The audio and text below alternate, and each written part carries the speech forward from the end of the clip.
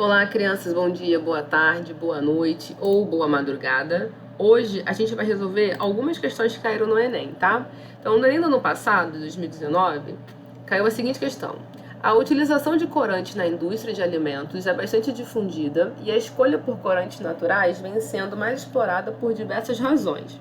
A seguir, são mostradas 3 estruturas de corantes naturais. Então, tem aqui a bichina, presente no urucum, tem o licopeno do tomate e tem o beta-caroteno da cenoura e na laranja. A propriedade comum às 3 estruturas, né, que confere cor a esses compostos é a presença de cadeia conjugada, cadeia ramificada, átomos de carbono terciário, ligações duplas de configuração cis, átomos de carbono de hibridação sp3. O que acontece? Ele está perguntando por que essas 3 estruturas têm as cores características que têm. O que elas têm na sua estrutura que confere cor a elas? A resposta aqui, já vou dizer para vocês, que é a cadeia conjugada, tá? A cadeia conjugada é aquela, no caso, aquelas são hiperconjugadas. Eu tenho alternância de ligação dupla e simples, ó. Então, dupla simples, dupla simples, dupla simples, dupla simples, dupla simples. Isso é ser conjugado. O licopeno também, ó, dupla simples, dupla. Aquilo é conjugado porque eu tenho 3 ligações simples, né? Mas o restante da molécula toda, a cadeia é hiperconjugada. Dupla simples, dupla simples, dupla simples, dupla simples. Foi, né? O beta-caroteno também, ó, toda conjugada. Tem o dupla simples, dupla simples, dupla simples, dupla simples. Então, ela tem, as 3 estruturas têm ligações duplas alternadas. Isso confere mobilidade de elétron na molécula. Como assim mobilidade de elétrons? Os elétrons conseguem andar pela molécula. E isso confere cor. Quando a gente lá no primeiro ano vê a estrutura do átomo, o que são as cores? É quando o elétron absorve uma quantidade de energia, pula de camada, pula para uma camada mais externa, e aí quando ele retorna, ele libera essa energia. Essa energia que ele libera a gente chama de fóton, e aí daí que vem as cores. Então, como eu tenho aqui a mobilidade de elétrons pela molécula, graças a essa hiperconjugação, eu consigo ter a cor característica de cada uma delas, tá? Mais uma, também do Enem de 2019.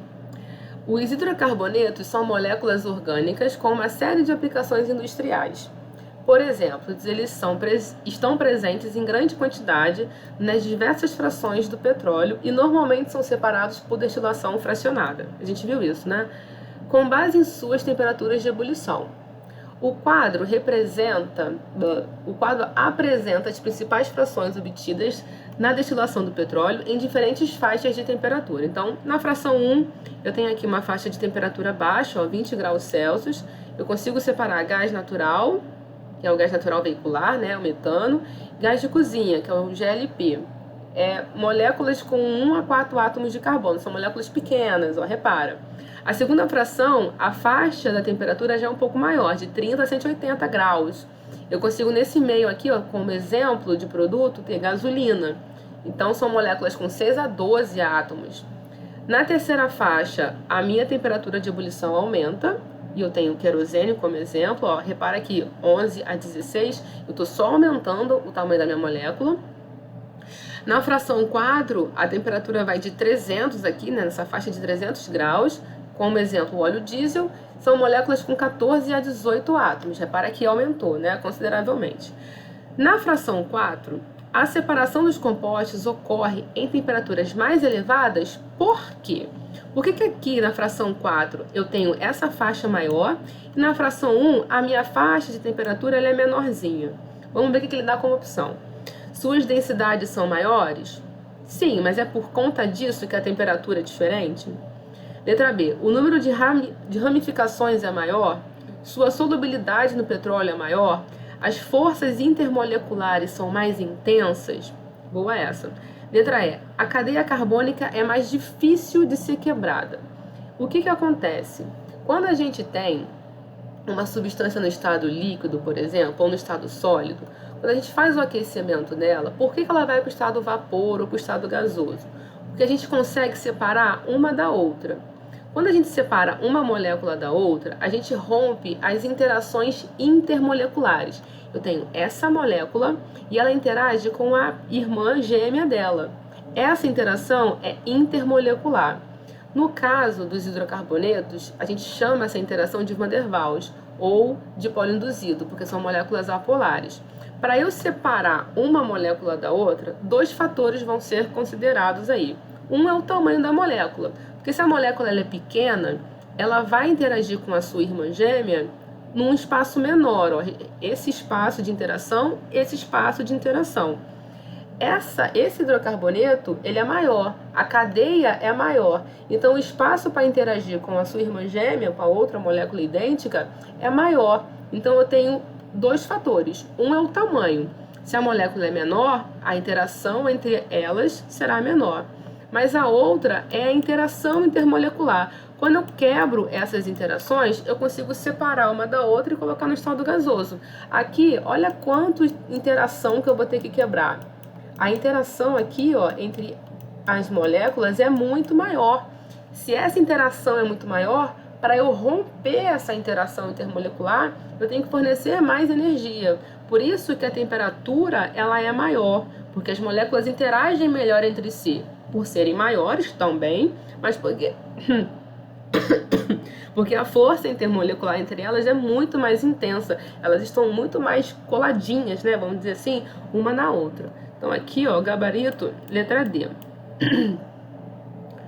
Mais uma, de 2018 agora. O carro flex é uma realidade no Brasil. Estes veículos estão equipados com motor que tem capacidade de funcionar com mais de um tipo de combustível. No entanto, as pessoas que têm esse tipo de veículo, na hora do abastecimento, têm sempre a dúvida, álcool ou gasolina. Meu pai sempre fica na dúvida do que ele vai colocar. Para avaliar o consumo desses combustíveis, realizou-se um percurso com o veículo flex, consumindo 40 litros de gasolina, e no percurso de volta utilizou-se etanol. Foi considerado o mesmo consumo de energia tanto no percurso de ida quanto no de volta. Tá? Então não pegou engarrafamento na ida, na volta, enfim.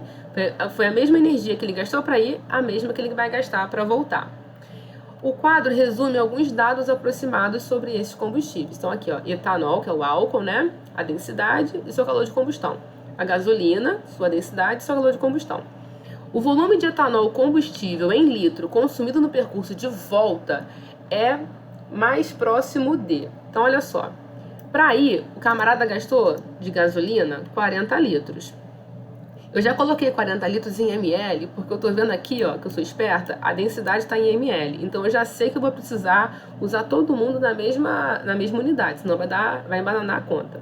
40 litros para ml, 40 mil ml. A densidade, a gente vê lá no 9º ano, que é massa por volume. Só que aí eu vou rearranjar essa fórmula porque eu quero saber quanto de massa que ele gastou de gasolina.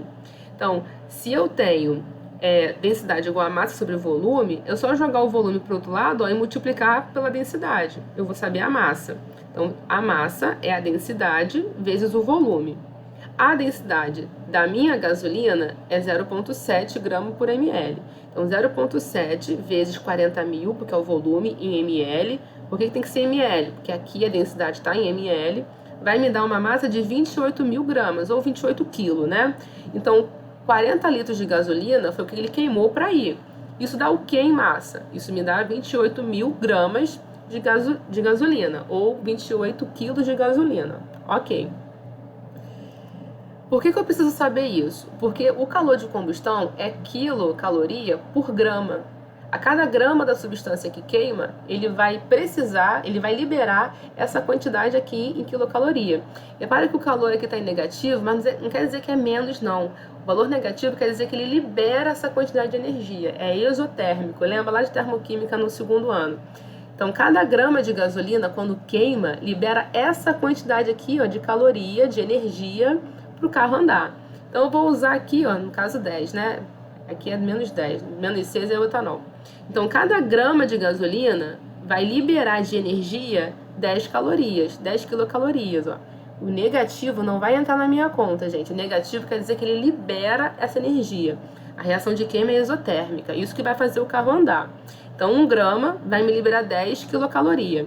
28 mil gramas, que foi o que ele precisou, né, em massa para poder ir, vai me liberar quanto de energia?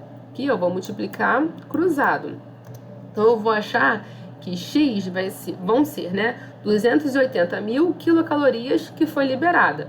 Foi isso de energia que o carro consumiu para poder andar lá nos 40 litros de gasolina. Vamos comparar com o etanol.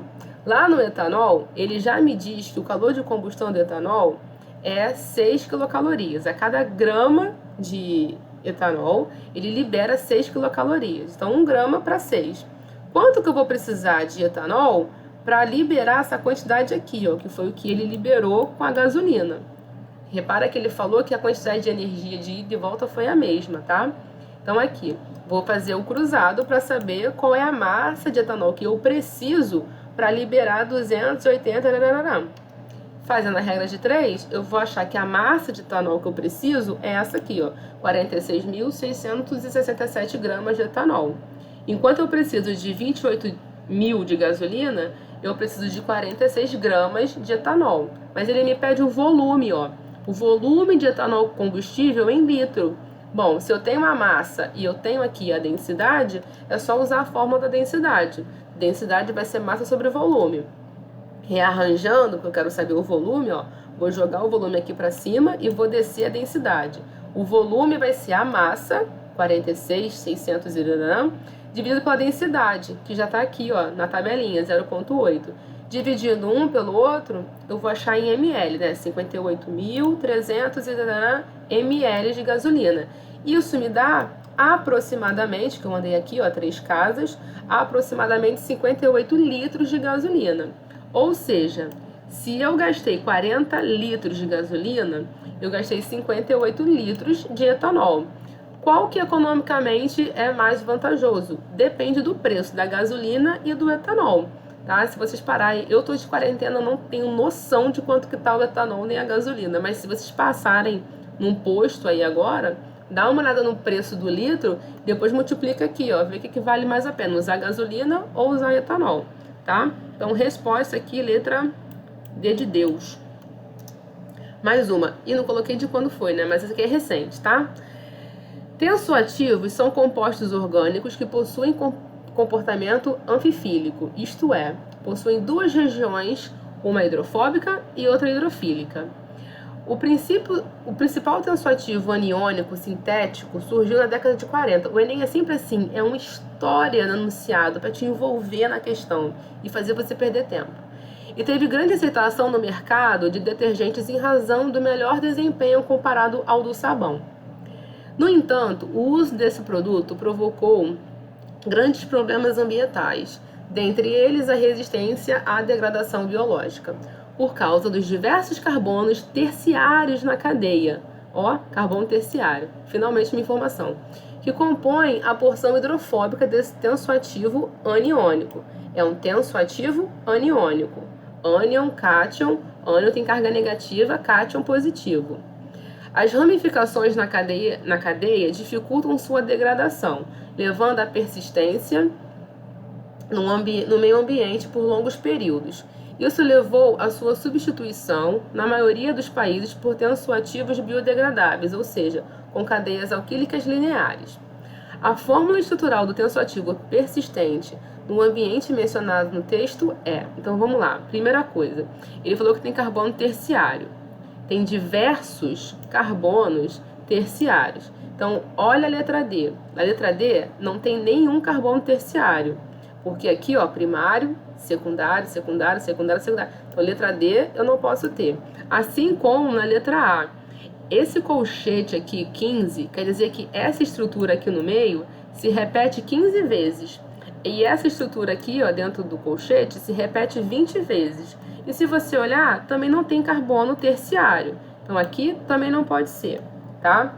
Quando ele fala diversos carbonos terciários, quer dizer que só tem um? Claro que não. Nessa estrutura da letra D, eu só tenho esse carbono aqui, ó, terciário. O restante, e esse outro aqui também. Eu tenho esse outro carbono terciário. Eu só tenho 2 carbonos terciários. Isso não é diverso. Se você olha a estrutura da letra B, na letra B eu tenho 1, 2, 3, 4, 5, 6 carbonos terciários. tá? Diversos carbonos terciários. Ainda assim, ele fala aqui, ó, as ramificações. A cadeia tem muita ramificação. Essa cadeia aqui, ela é toda ramificada. A letra D, além de não ter carbono terciário, você também não tem ramificação, né? A cadeia ela não é toda ramificada.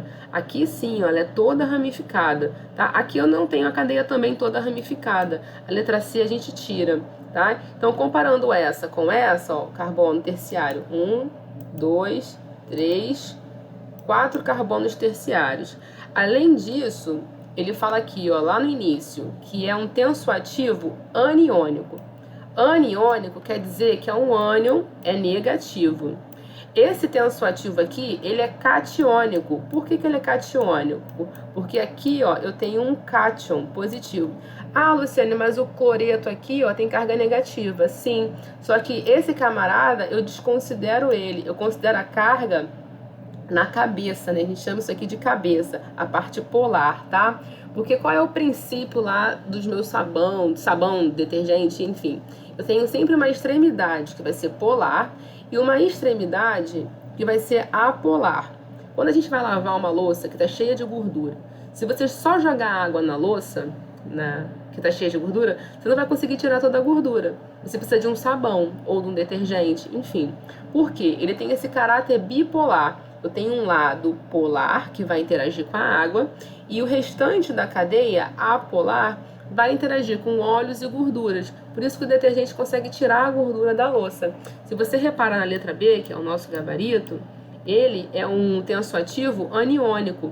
Esse cátion aqui, ó, o Na, ele vai ficar disperso na água. E o que vai sobrar no tensoativo é uma estrutura que tem carga negativa, tá? Então ele obedece aqui o que diz de cadeia com vários carbonos terciários, ramificada e sendo um tensoativo aniônico, tá? Aqui o tensoativo é catiônico, porque é um cátion. Mais uma, que eu não sei de quando que é, mas é recente.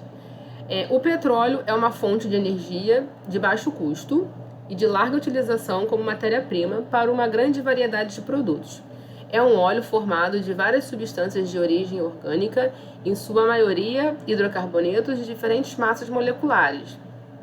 São utilizadas técnicas de separação para obtenção de componentes comercializáveis do petróleo.